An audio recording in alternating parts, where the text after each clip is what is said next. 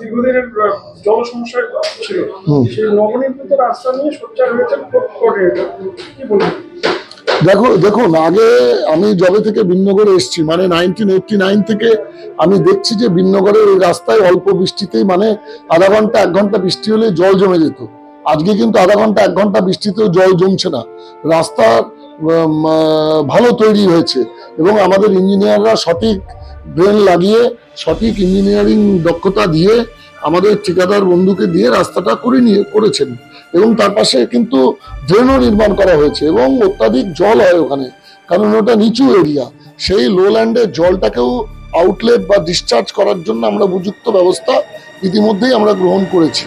আপনারা দেখবেন যে প্রয়াত জয়গোপাল করের বাড়ি থেকে সোজা পশ্চিম দিকে বিদ্রোহী ক্লাব